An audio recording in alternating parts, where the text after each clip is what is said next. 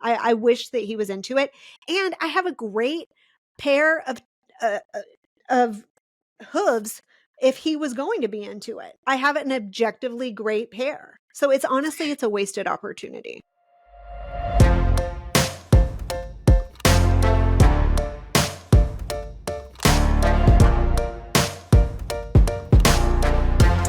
Good morning. Hello. Hi, Spinsters. We're going to go with that for now until you come out with a better name for yourselves. I think everyone loved it. I think that we can just call it what it is. Okay. Spinsters. I mean, I've been a spinster my whole life, I think. So I'm one of you guys.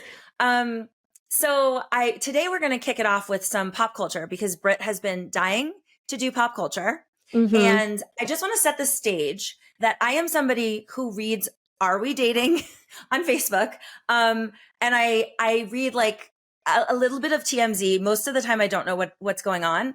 I skip a lot of I don't know anything about politics. So you are somebody that like is very finger on the pulse. I know. I can't even imagine this lifestyle. And I've been that way like my entire life though. My mom was subscribed to tabloids. So I would sit there and eat lunch my entire life flipping through tabloids. Like I grew up reading tabloids. And then whenever I went to college, I was still so in it. My college roommate was just as in it as I was. And this was early 2000s, which is peak pop culture, in my opinion. Like the whole like Lindsay Lohan, Paris Hilton, and Britney Spears in a car. This was like whenever I was in college. And I would live for that. I would wake up and find out what Britney Spears had done the night before every single morning. Like knew everything. That's just been like my life forever.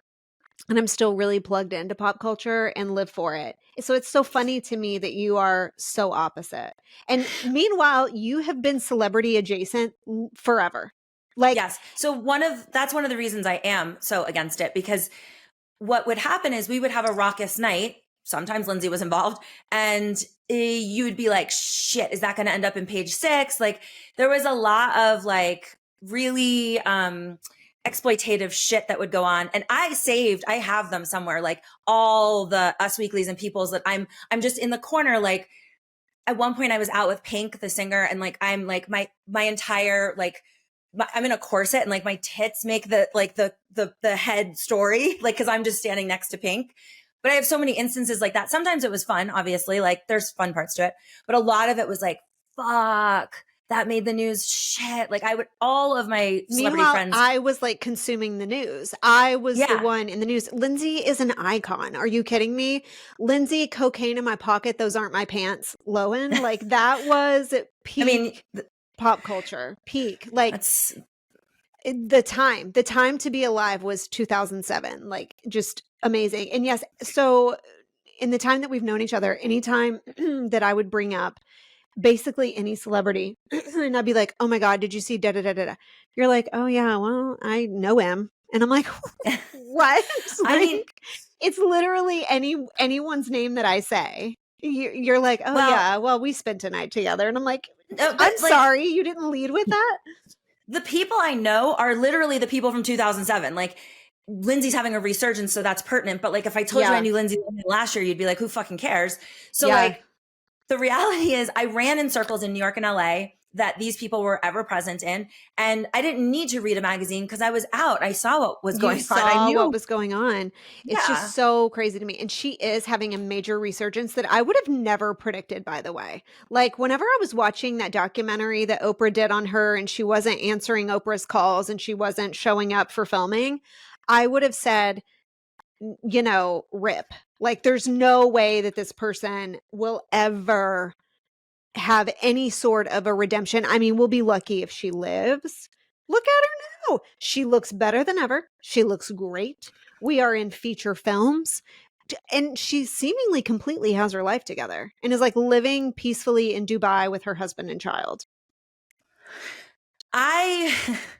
This was not on my docket to talk about, but I would not describe myself as friends with her. I did run in circles with her and she was really nasty to me the whole time I knew her. I don't wish her well at all. A lot of what you're saying, it seems like she's doing well, but she She married a super rich guy and went to Dubai, is pretending like she didn't have work done because she's so busy. She's been doing fuck all for 10 years. 10 years. And like, it's like look, I guess a comeback is always interesting to see, but she was really not nice to me for all the times I've ever spent with her. I've been to dinner with. She had that toxicity from her parents, that inherited toxicity. No, she just didn't respect me because I wasn't famous. At the time, I wasn't even on Survivor. Not that that would have made her respect me, but I would go to dinner with her and our mutual friend, just the three of us.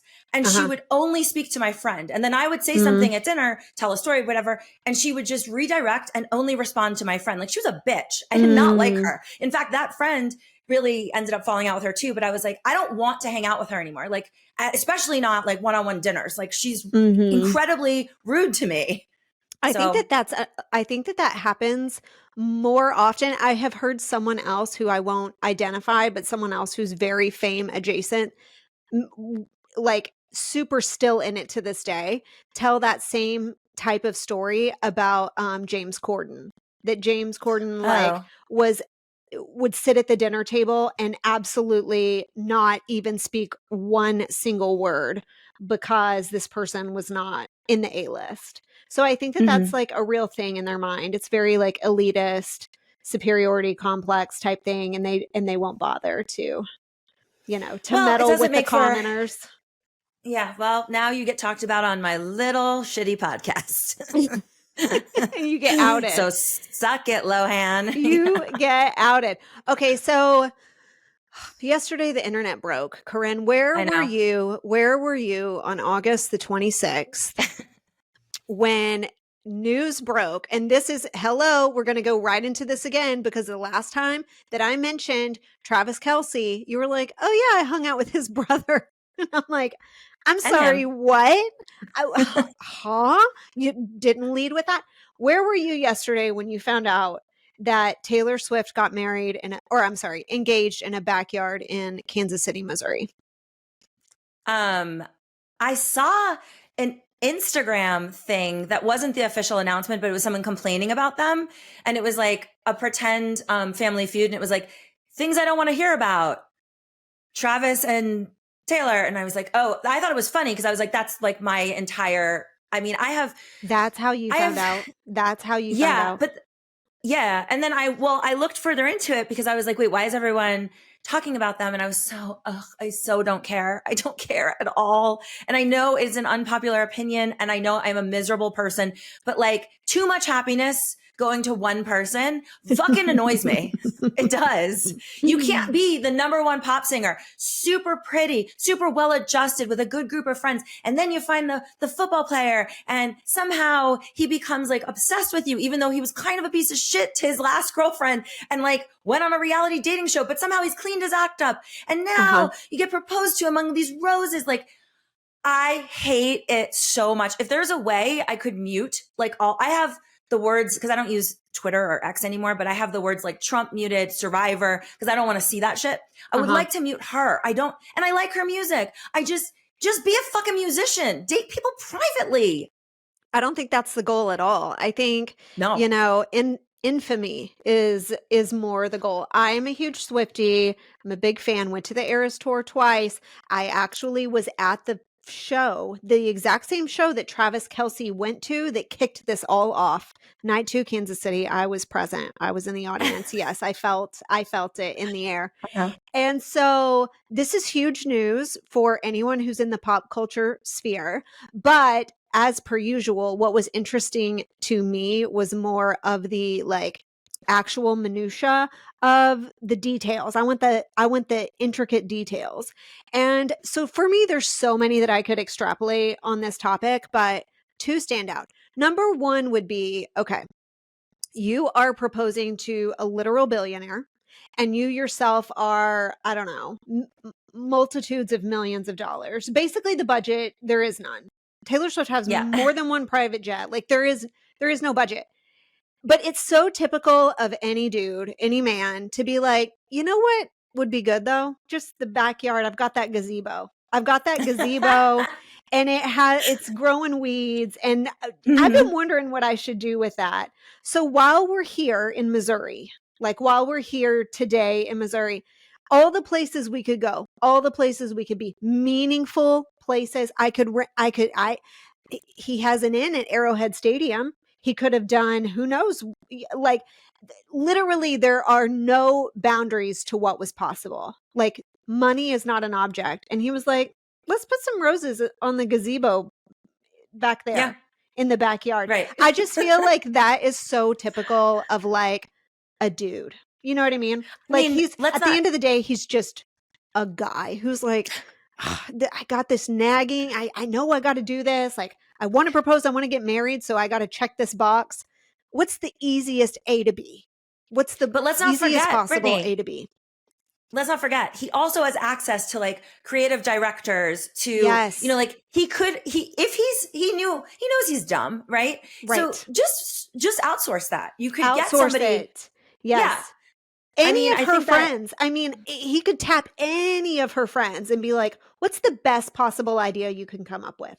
Like, what is the greatest possible idea? And then outsource it to make it happen. And he was like, the easiest answer is that I get her in here to do my podcast. I have them bring in some roses from, you know, Lily's Lilies down the street and just call it a day. Like I'll be back in my recliner by 6 p.m.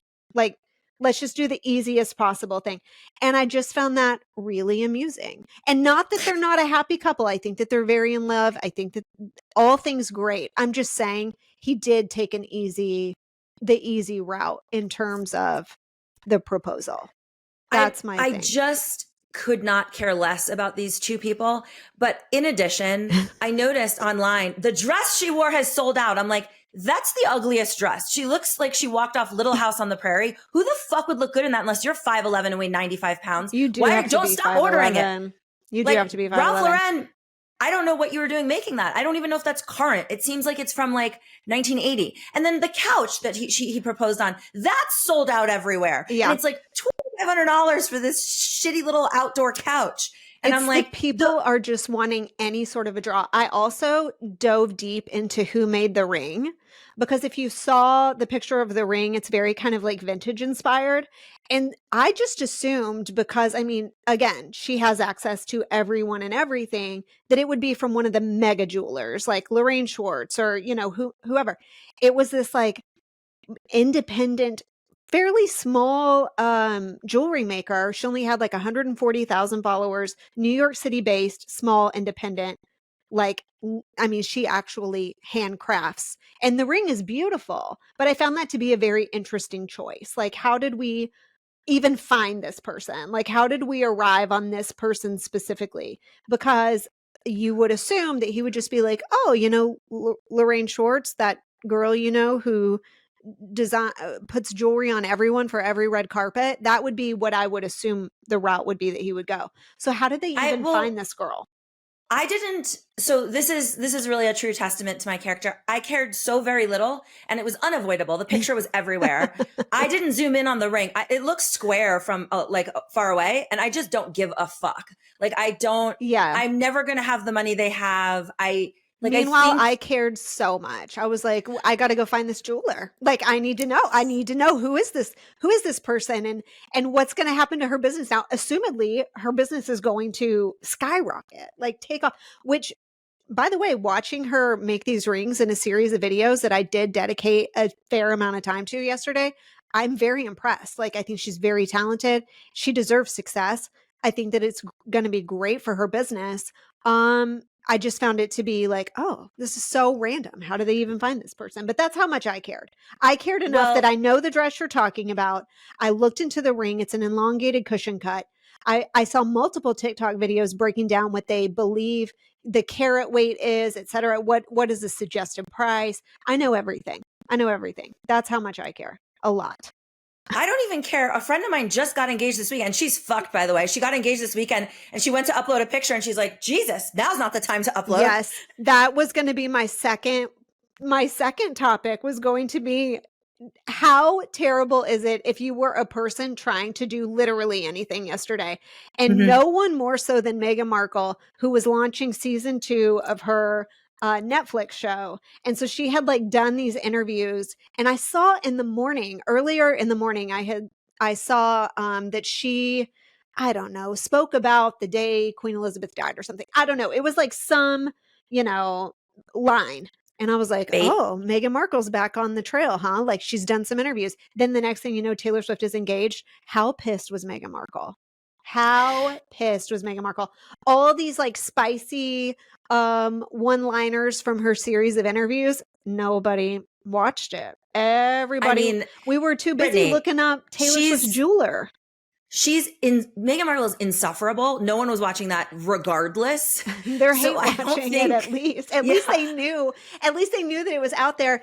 And at least even if they were hate spreading her interviews, they were like, oh my God, can you believe this girl? But she didn't even get that.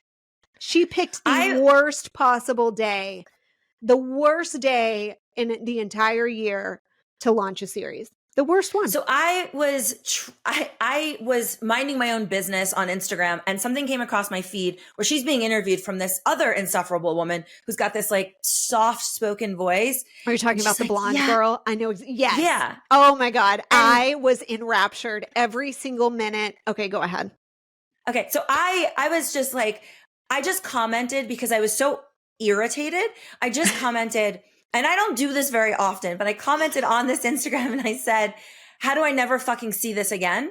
And it went like, it has like 1 million likes. So that's how I knew I was onto something. Yeah. People really sided with me. That was almost parody level. Like that was like an SNL skit. That entire podcast interview was unbelievable. Okay. So the one that I saw yesterday was not that same girl. It was someone else, but it was very much like trying to put out, like zesty one-liners that were going to make it to the front pages. And then Travis Kelce, all he had to do was go to his backyard and order some roses. Boom, no one knows about your show. Like I just imagine that she had the worst day ever yesterday. It was the worst. Imagine if you were a real civilian too, trying to get engaged yesterday. That's what I'm telling you. My friend, she got engaged this weekend, but she hadn't announced it like on Instagram yet. And thank God she was waiting because it really stole her thunder. I was wondering. Thunder. So funny. Okay. So as we go through pop culture stuff, how do you feel about, we go tit for tat and I give you from like one of my insane Facebook groups, my like current story. Oh yeah, I'm sure your current story is really going to go toe to toe with Travis and Taylor with TNT, but go ahead. Blow me away, please. So I feel, so we'll go through one story, right? So that everyone that's listening, you're going to hear trending topics from Britney, and then you're going to hear some fucked up shit from me. Okay, let's go. Okay, so I joined this group. It's called A Group Where You Anonymously Post, which is already like, obviously you're going to love this. And so, let's see. I'm just going to pick, I was debating which one because I wanted to do, all right, we're just going to do this one. Okay. This is people writing in anonymously. So it's not Go Naked, but okay, they need advice. Tonight is tonight. Why are you already laughing? So stupid. Tonight is the third time we've had bats flying in our bedroom in the last 3 months. We're new to this state and have never dealt with this kind of stuff. We have no idea how they're getting in the house because we have air conditioning and don't leave windows or doors open. We have a chimney, but it's closed this summer. How are they getting in? What is the best way to get them out? I just woke up to one screeching and flying past my face in the bedroom, and it scared the living crap out of me. My husband jumped from the couch downstairs because he thought I was being murdered. The last 2 times, they were in my children's bedrooms. It's terrifying waking up to one of these in the dark of the night. I'd really love an action plan going forward. This is actually so serious. This person does not realize that someone is about to die. And have you seen any of the 1950s infirmary photos of people who get rabies? It's not okay. This is not something that you want to mess with. You don't leave this one up to luck. Okay. No. GTFO. And bats in your attic is like I wouldn't say normal, but in the area where I live in Oklahoma anyways, it does happen. Like people do get bats in their attic, and it's expensive. You have to get an exterminator over. You got to trap all the bats. But this is not something that you want to leave to chance. Absolutely. No. I would go to the emergency room immediately when I heard the screech. Get in the car. Hey, sis, your whole family has rabies, by the way. The and whole they're in family. your children's bedrooms. Okay. But then I look at the comments because it doesn't end with the insanity of the post. Then you got to get the follow up in the comments. And my favorite comment is the one I screenshot. This person wrote, shoot them with a 22 long rifle and then you can eat them. Okay. This is dead serious. Okay, what was that book that we all had to read in the 10th grade where someone got rabies and they were foaming at the mouth and then they had to kill them? Do you know what I'm talking about? It's like classic literature. What was it called? Yes, it sounds familiar. I don't know. It was, Wait. No. Brock. It was like something like. Hold on, Brett. Brock, our producer, do you know he sometimes can look these things up? It's like. No, it was not Cujo. Somebody got rabies. I feel like there was like a body of water involved. Rabies, classic literature. Do you know what? No one knows what I'm talking about. I mean, I definitely remembered of rabies that you foam at the mouth and it's like a death sentence. Okay. And I think I would have learned that from the book. Their eyes were watching God. That's what it's called. Oh, their eyes were watching God. And someone in this book gets the rabies and they don't know it at first. And then like over days, the symptoms, and then they realize like, oh, we're going to have to kill them because they're going to bite us and infect us all. That's what's going to happen to this family, except for it's probably going to reach fever pitch whenever these kids go to school. And then all of a sudden they're foaming and attacking their classmates. This is not okay. This is actually an emergency. This is maybe a public health crisis. Here's what you do, Brittany. You contact animal control before you go to post anonymously on a Facebook group. Yeah, I don't think that's my next move. Is like, who should I ask about this? Should I ask, I don't know, someone who knows something about bat infestation? Or should I just poll the audience, the random anonymous audience of idiots? I would personally like to meet well. I would like to meet the guy that's eating the bats. He's like, you shoot them with a 22 and then you eat them. And there's like also this guy's 35 likes. If you shot them with a 22, there would be no bat left. There is no bat to eat. What are you eating? Teeny tiny little bat crumbs? Because there's no bat. If you shot it with a 22, it obliterated midair and there is no bat. So that person extra stupid, extra dumb.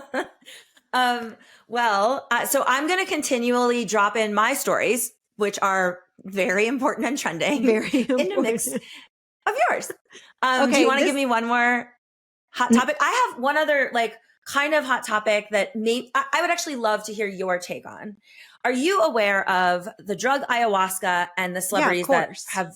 Okay. So Von Miller came out this week and I love him. I've met him in person a handful of times, but I just like him. He has like a friendly face and he was really nice when I did meet him. But he just did ayahuasca and it's something I've been doing for like 15 years. But the gossip side that I was going to get to with you, because maybe I would assume you don't know this. I didn't think anyone knew this. And it turned out Eliza was doing like Patreons about it. So I'm friends with a guy that did Survivor. His name's Spencer Bledsoe. He goes by Ryman now.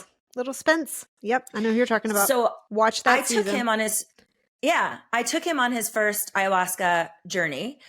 We did that in California together. Okay. And ever since then, he like found a passion for it and he runs retreats. So I'm flying there as long as like he gets it together, but he's shooting a documentary. 10 survivors are going down to Ecuador and we're going to sit with a Kichwa tribe who I've actually sat with before and do ayahuasca and he's going to film it. I would like your take on this because Eliza had a very strong take on it. My take is like, first of all, I'm asking you specifically because you said you've been dabbling in this for 15 years. This is starting to sound like the practice, a chiropractor's practice. Like, why do you need to go more than once though? Like, if you were going to achieve ultimate healing through the sweating and the vomiting, why wasn't once enough? Like, why do you need to It sounds like you're having to do maintenance ayahuasca now. That sounds scammy to me. No, I mean, I don't think it's scammy. I think it takes a while to get like the answers you need. And then once you do, I would do it like once a year for maintenance, but there's a whole I could do a whole podcast on this. There's a lot of reasons why you would do it. And if you're doing it for like enlightenment or whatever, doesn't really necessarily require maintenance. But if you're doing it for sometimes people do it for opioid addiction or PTSD, and that can sometimes you need like a little bit more. But trust me, it's way less than going to a therapist. Like you'd have to go to a therapist for 20 years to get what you get out of 2 ayahuasca sessions. Don't you So, just a big puke? fan. Don't you just sweat, puke, and vom? Like, or I'm sorry, You sweat, have to. vom, and shiver and cry. And aren't you like out of your mind?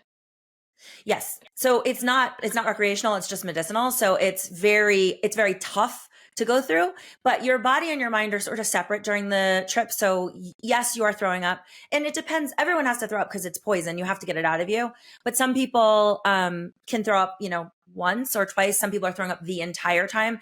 You have to purge from wherever you're purging from. Like I don't cry in real life, but when it starts hitting me, like my eyes just water, I'm like tears are streaming down my face, but I'm not intentionally crying. Your body just kind of does what it needs to do. You don't have any control over it. The worst would be, which I've honestly, in all of the ceremonies I've sat in, I've never seen someone shit themselves. People have to run to the bathroom, but everyone has a puke bucket in front of them. I know I've completely lost you on this. You're not going to do ayahuasca, but I just thought it was interesting that it's sounding MLM to me. Like, is he starting some sort of survivor MLM Ponzi scheme? And you guys are all going to sell ayahuasca retreats underneath his umbrella, and then he gets the cut above your cut, and you're like second in command, and you're going to recruit like 10 others. And is this what's happening? Is Carolyn going, by the way? I feel like Carolyn could really go for this.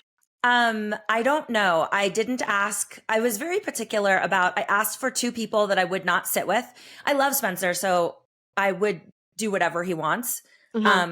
But Eliza hates Spencer, yeah? Yeah. Okay. We don't always like the same people. Okay. That's what I thought. I was like, I'm sure she hates him. He's like a little brother to me. Okay. But I didn't want to make it difficult on him. And I was like, here are 2 people I will not sit with. You can take a guess as to who those 2 people are. No, go ahead and just tell me who they are. Spit it out. Sugar and Phillip. Oh yeah, Sugar, of course. I said literally anyone else. I don't care. Like, I think it's great that you're doing I don't know. Maybe you guys could hold hands and bond together and really push through. That's the breakthrough maybe that you need. I hope that you get bamboozled by her appearance. I'm going to text him and personally make this happen, because what a healing moment that would be. Let's prove the powers, okay, of the ayahuasca. Can it bring the ultimate healing that you need in friendship with Sugar? So, there are ceremonies. These are not the ones that are sanctioned by like the shamans or tribes I work with, but where people die in the ceremony. And what usually happens is somebody goes out of their mind and then like strangles another person or stabs another person. It's not totally uncommon. Good. This sounds great. So I'm just letting you know that the insurance policy surely is going to be really high for this MLM, or someone's getting sued and going to lose everything. Go ahead. I would inflict blunt trauma to the head on either Sugar or Phillip mid-ceremony for sure. Like I cannot sit with them. That's not happening. Well, maybe we restrain you. I would, if the powers of the ayahuasca are true, then you will be healed. You will be healed from these toxic thoughts. Also, are you seeking out the ayahuasca therapy because of the nights with Lindsay or the sleepover with John Goslin? Which one is it? Which of the 2 are you currently seeking medicinal treatment for? Yeah, both. Both, yeah. Just the whole history. Yes. Wait, can I tell you my most regrettable, like just funny thing that I did that's just sad? Okay, go ahead. Would be, you would enjoy this little tidbit. So when I was in New York in my early 20s, like I would go to openings of clubs, and I was kind of the person that brought a brigade of models with me. And I was always interested in sitting with whatever celebrity was there. And I wasn't necessarily like hooking up with celebrities. I would kind of outsource my little model friends for that. But I was always like, I want to be at the table. So this is kind of unlike me. But basically we went to a club. It was the name of the place that opened was called Deep. And the only celebrity in the VIP area was Nick Nolte. Okay. The Prince of Tides. Okay. He's much older. I was like in my 20s. He had just gotten clipped for his DUI with the crazy picture. And I got annihilated. It was not a good opening. He was the only celebrity there. And my friends really should have interfered, but they didn't. And I ended up making out with Nick Nolte. Oh, and I have forever, that is a blemish on my record. Sorry, Nick. And then I kept being like, we should call my mom. My mom loves you. That's And like, that's what you need the ayahuasca for. I need to process that trauma and that, and just that all my friends were like, I don't know, Corinne's on one tonight, but like, she's how we got in here. So like, no one stopped me. Full circle. I really feel like this vacation, this trip is also a rabies risk. I feel like you're running like a high risk of encountering rabies on this retreat as well. When is this set to kick off, by the way? When is this happening? 2 weeks in November, like over Thanksgiving. Okay, nice. Okay. Oh, over Thanksgiving. Okay. Yes. Very so good. It also has to be people that don't care about their family or Thanksgiving. Yes, right. Because that is when we're traveling. I do care about my family, but I don't care about Thanksgiving. And yeah, so stay tuned. I just didn't realize it was public knowledge, but when Eliza Patreoned about it, I was like, and please go listen to Eliza's Patreon if you'd like. Give us the cliff notes. What did she say? She just was making fun of it. She doesn't like him. And she was like, he's out of his mind. Everyone's going to die. And I was like, what are you doing? I'm going on this trip. She's like, what? I go, I helped organize it. I'm on like the organizing calls. The only other person I know that is potentially involved, I haven't talked to her about it in a minute, but I think she's going to be on the production side, is Andrea from my second season. Okay, you've got to get Carolyn on this. I feel like she would just like go, this is so up her alley. I'm going to connect you maybe. I don't know her, but isn't she sober? She is. Why are you not allowed? Is it like technically I mean, my shaman is sober. You can do it. I just personally don't interact with sober people very well. So. Oh, it's fine though, because she's sober, but you wouldn't get that from interacting with her. She is definitely not. She doesn't need it, is the thing. Like, she doesn't need it. She lives full time halfway on ayahuasca as it is. So I think that it would actually be a good pairing. And I think that she would be an invaluable asset to this trip. Well, I will bring it to the team, but they have already chosen the 10 people. I don't know. I literally did not ask. So this is a rule I've always had. If I'm having a pregame at my house, Brittany, and I invite you, and instead of you saying, what time is it? Can I bring anything? You go, well, who else is going? You just got uninvited. I find that so rude. If I'm going to do this, it is rude. You're not wrong. But then also you have to agree that given the same situation, you also want to know who's going to be there. Like, of course, you want to know if the guest list is stacked. You maybe have like a nicer way to go about finding out that information, but you want to know who's going. But I don't. Like, when he asked me to do this, I wasn't like, well, who else is doing it? No, I'm making the decision to do it. So you can use my name if I'm the first person that said yes, as getting other people there. But I never asked him. I don't know who. I will probably be very disappointed because I like 3 people from Survivor. So it's not really the smartest move I've made, but I don't know who's going. I think that Carolyn would be anyway, that's my pitch for you to get Carolyn there. Okay. And also I want to know logistically, is this like self-funded? Are you guys like putting in some money to have this filmed, or is this like a project that you got investment for? Not me. I didn't do shit. He has investors. And so we don't get paid, but we get, I mean, I've literally paid thousands of dollars to go sit with this tribe before. Like, I know the shamans that are doing it.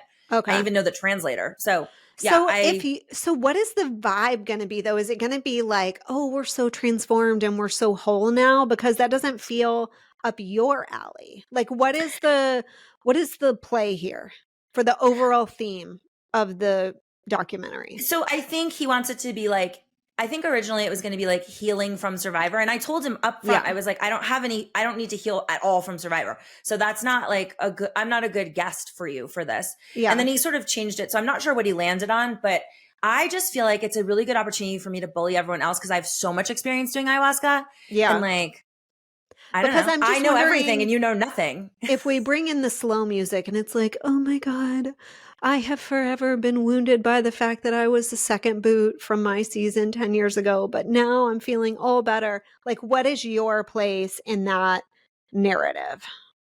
I'm going to be honest. I hope he didn't clear any people that were second boots. Let's get some actual celebrities on this.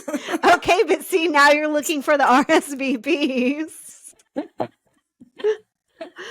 I think too, like, because this happens on Big Brother a lot, people will speak out years and years later and be like, oh, I had such a hard time. It was really, really tough.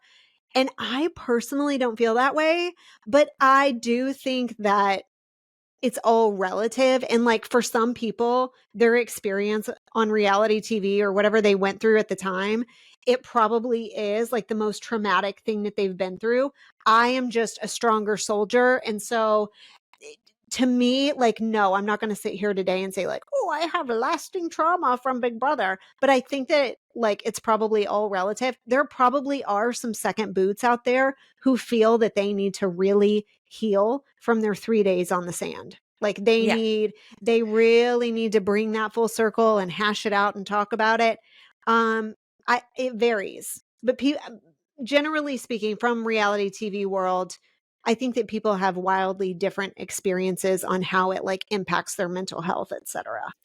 Well, yes, I would say we're God's strongest soldiers over here, but there are people that are real pussies and they get real upset. I mean, I could understand like there are some situations where there's very exploitative with at least Survivor is where they've ruined somebody's life intentionally and like that I understand. But like you got to be at that level for me to have some sympathy. It was a fucking reality show. What did you think was going to happen? Like really? We can't all be Boston Rob. We can't all have the most find a wife, make millions of dollars, get tapped to host a show. Like still be appearing 20 years later.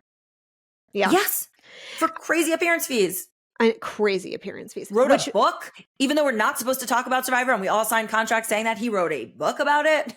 Speaking of, this is very topical. Are you watching? I'm sure you're not.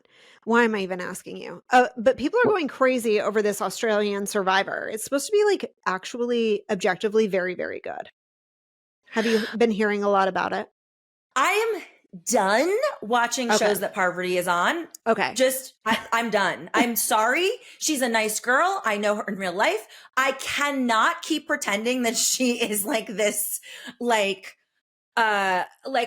amazing standout character. I can't keep doing it. I can't. I'm sorry. Get new people, dude. She is on it as well as Suri. And I haven't actually watched it yet, although I want to, because I just keep hearing, oh my God, it's so amazing. It's so amazing.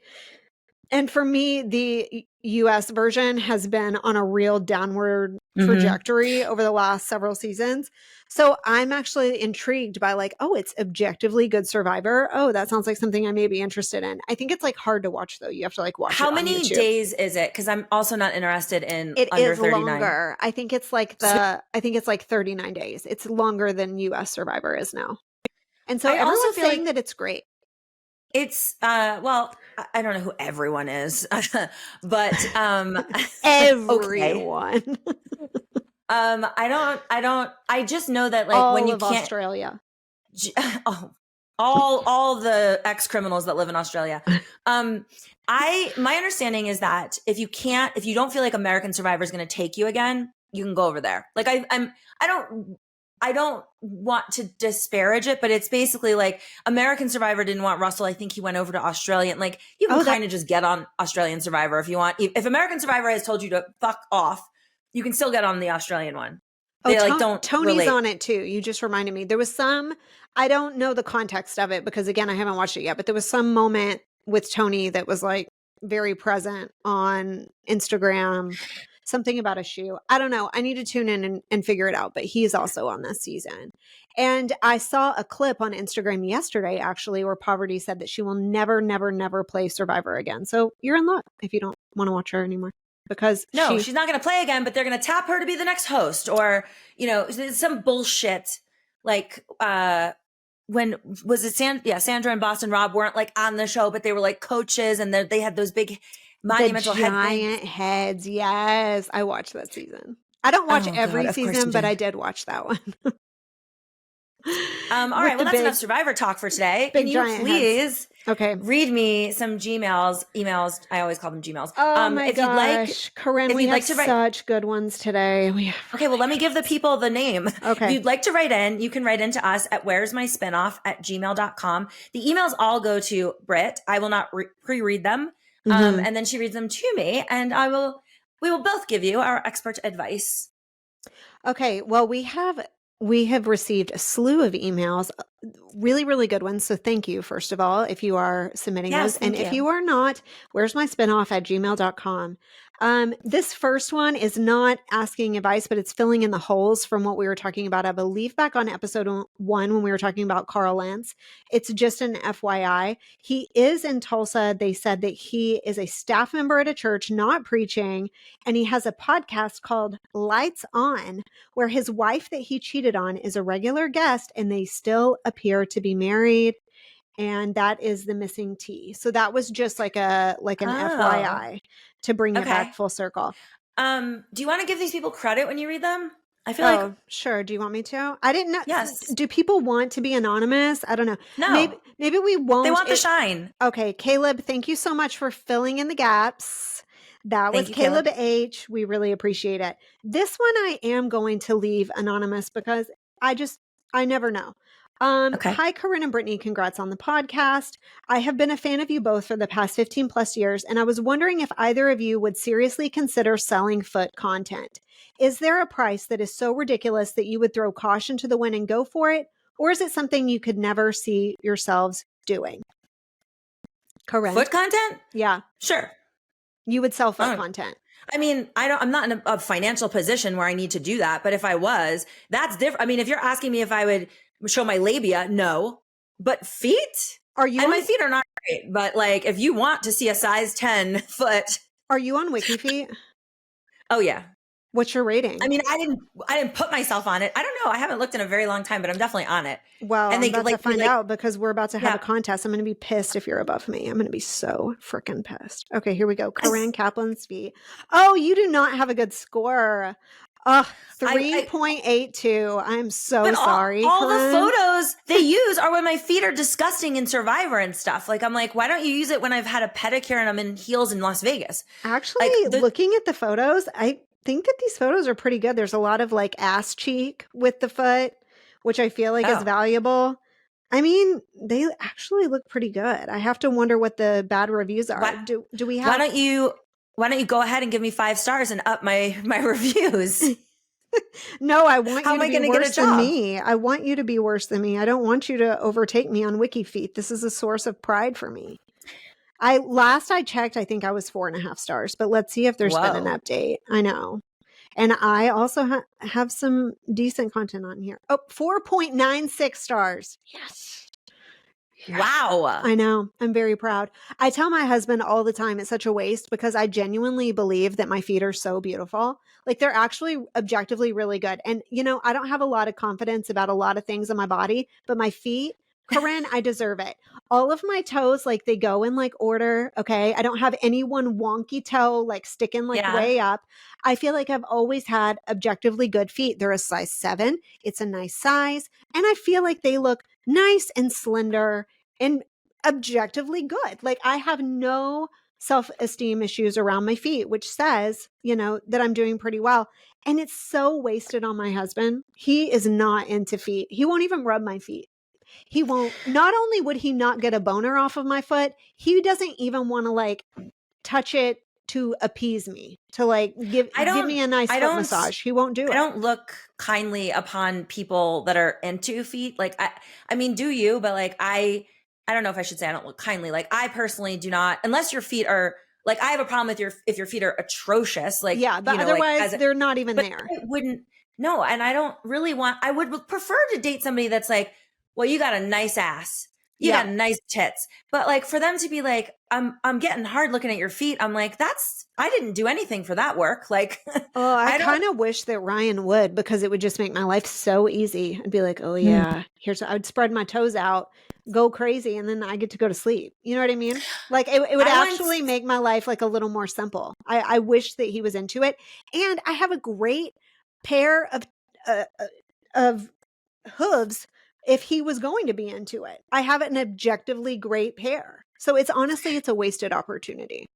Okay, well, listen to me. I have a friend. We went on a private jet to Vegas that she got funded because of her feet. She has high arches. I was like, what are you talking about? And this particular very, very wealthy man was like, I would like to fly you out and however many friends. I will pay to put them up, but I want your feet. And it's because she has high arches. So the first day she was like, you guys you're so lucky. I have to do all the work here. And like, she wasn't into him. And I was like, he's really rich. And like, he wasn't terrible looking, but she's like, it's just creepy and weird. So I was like, fucking suck it up, Lindsay. So she goes with him when we get there. He takes her shopping. He takes her to like Gucci, but then he takes her to a store that has stockings. Stockings. Okay. And so she has to wear like fishnets, all these different stockings. And then he fucks the arches of her feet. Yeah. And I was like, complaining. You're not even actually having sex with him. Exactly, Corinne. Imagine if I could do my chores so easily. Just lay there with the TV on and put my little feet together. Mm-hmm. That is like retirement. That is retirement level work. So while we were all in a really like nice penthouse in a hotel, she had to stay at his house, which he lived in Vegas. And after they were done, he retired to a different room to sleep. And I was like, ideal. What are you complaining about? Ideal. Exactly. That's what I'm saying. It's such a missed opportunity on my husband, who could care less. He is like anti-feet actually. And I'm like, I wasted these beautiful mitts on you. Anyway. Yeah. Okay. That was my foot question. Who else we got? Okay. This one is actually asking for advice. Corinne, I'm so glad you're back podcasting again. I wanted to ask you and Brittany for advice. My close personal friend, we'll call him Bruce, introduced me to his new girlfriend, Anne, a year ago, and I recognized her from before. The girl was someone I knew in passing many years ago when me and her hung out in the same gay club scene, and during that time, I knew she was transitioning to be female. When I saw Bruce with Anne, I didn't know if I should bring it up to Bruce if he knew about her past or not. I opted not to because in the age of social media, I figured either he would have done his own deep digging or better yet, she would have told him herself.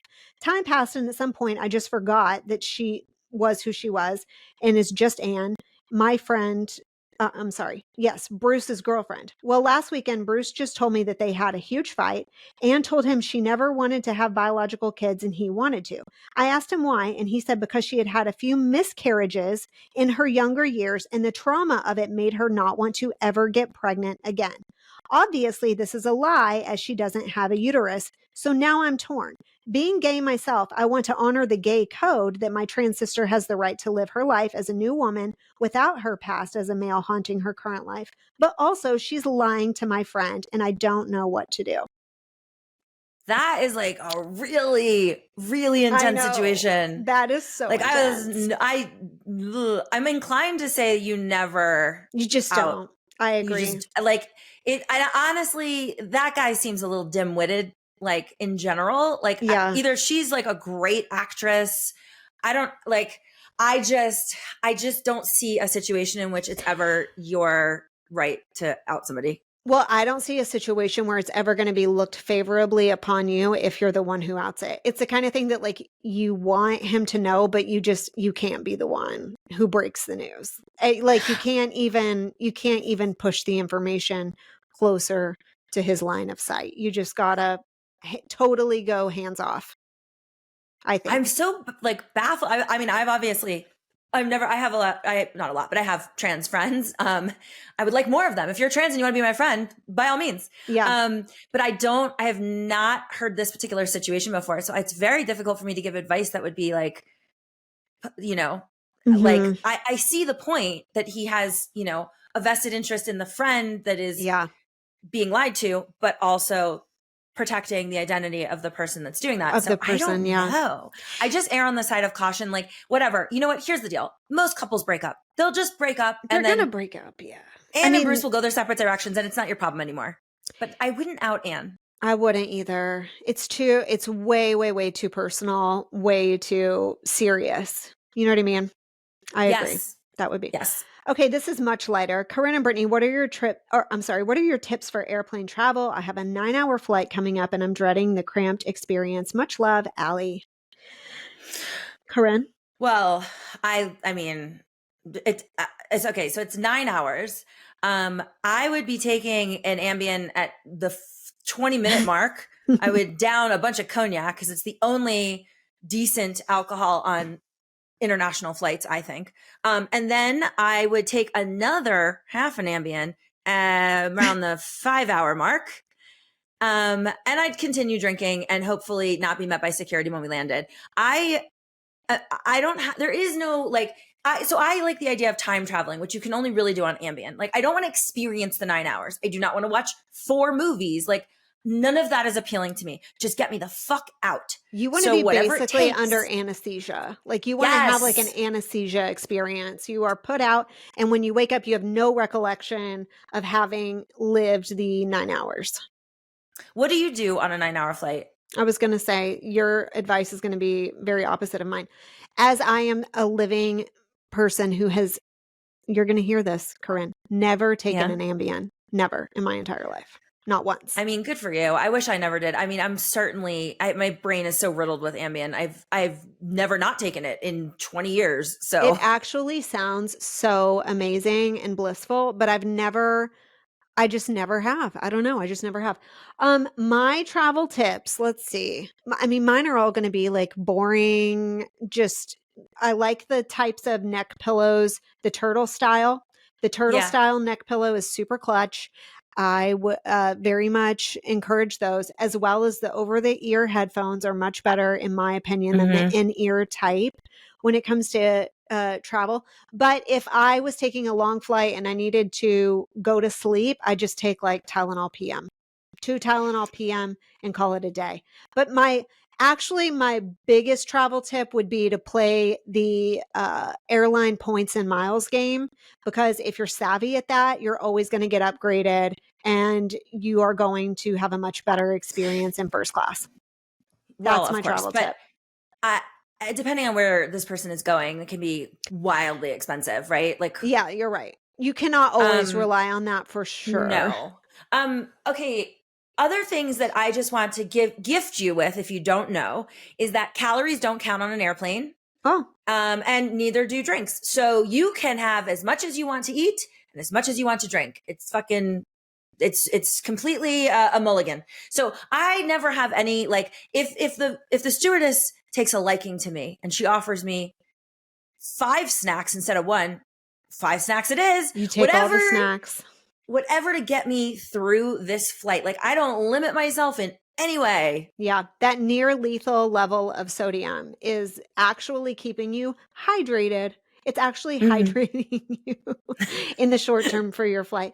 I would say also, because I'm very small, I'm only 5'1", so I just don't have the same problems as a lot of people when flying, because I fit very nicely into this teeny tiny seat, and I can like put my little feet up on the wall. Like, I feel like I suffer less than larger people because I am so small. And if my husband is there, for example, and I get to capitalize on his space as well, forget it. Like, I might as well be fully reclined. I'm like a toddler. I get to just lay all the way down. Like, it's great. So I don't feel like I kind of suffer the same plight as people who are taller than I am whenever I fly. I just fit very nicely. Okay, go ahead. Always, I mean, this obviously goes without saying, but I'm just going to say it anyway.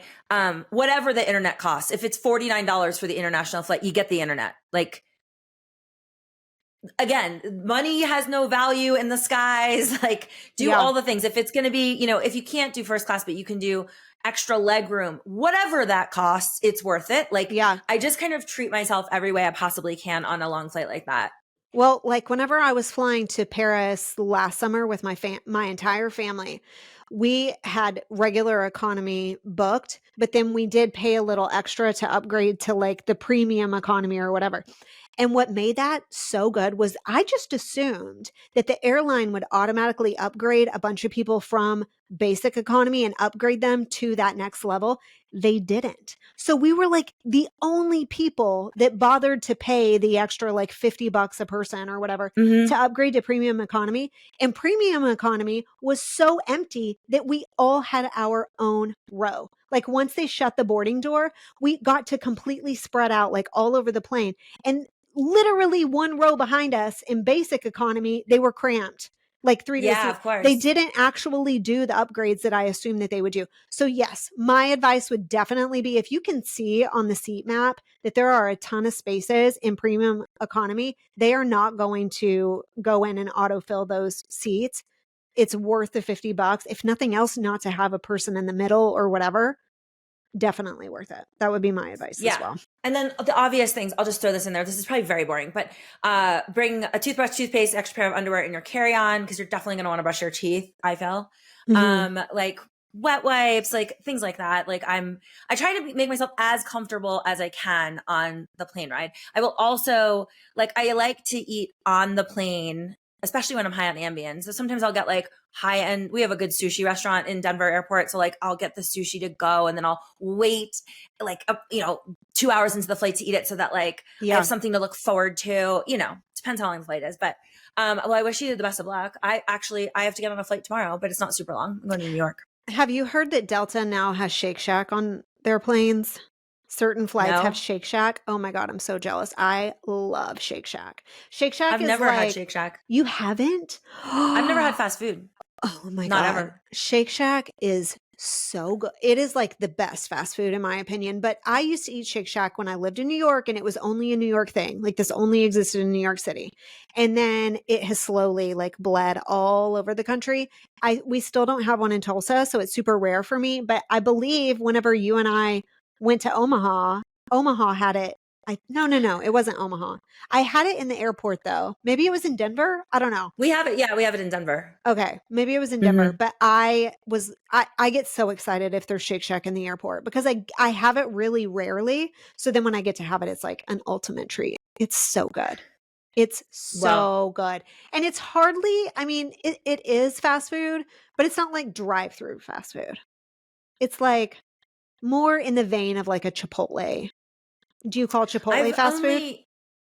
No, I wouldn't. If it doesn't have a drive-through, I guess it's not fast food, but I don't eat burgers. Like I've had like, I will eat a bison burger because they're really healthy. Oh my God, you're so healthy. I've only had maybe in my life, this is a guess. It could be 0, but maybe twice I've had a burger, and it would have had to have been like camp when I was a kid or something. But like my mom didn't let us have it. I never had it. And if you could control my body, I would be so much hotter.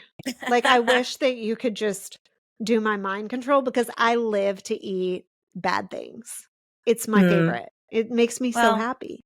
Luckily, you're a tiny little thing. Do you not have any like vices? Like, do you do Starbucks?